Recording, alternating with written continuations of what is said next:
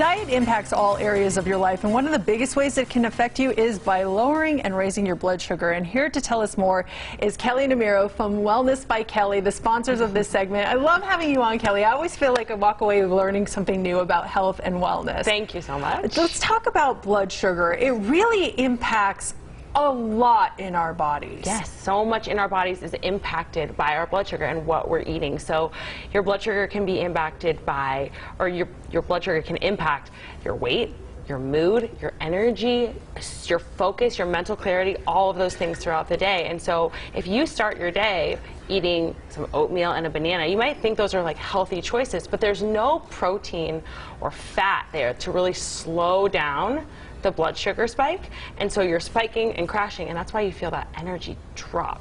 Now, if you're trying to lose weight too, you're probably saying, okay, oatmeal and a banana is perfect for me, but really you're almost doing more harm by not putting something in there? Yes, that's such a good point. I think that, like you said, like so many people will think, like, I'm doing something really good, those are healthy options, but the reality is that low calorie doesn't always mean healthy. We want to be focusing on getting 20 grams of protein in at breakfast. I find that the best way to do that is usually with a shake, or some people like eggs. One egg only has 6 grams of protein. So you have to have 2 eggs and 2 egg whites if you really want to get that in, and then focusing also on fiber, which is going to slow down that blood sugar. A lot of women especially think, you know, counting calories is the way to lose weight, and it's obviously something, especially as you get older, you need more and more protein to keep that metabolism going up. What other things do you recommend to eat for like a good dinner, a good lunch, a good breakfast? That's great questions.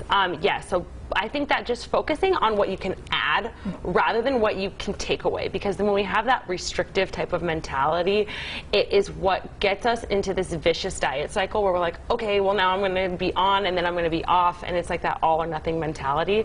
So really thinking about, okay, how can I add protein? That could be chicken, that could be eggs, that could be fish. How can I eat fat? Avocados, olives, nuts, seeds, fiber, leafy greens, green vegetables, and then a healthy carb, sweet potatoes, carrots, squash, those types of things. And I know you're really good about sharing with your followers some sample diets, and if people want to see some of those, where can they find that? They can find that with me on my Instagram, first and foremost, wellnessbykelley.com. Signing up for my newsletter, we share stuff like that all of the time. You can just do that on our website.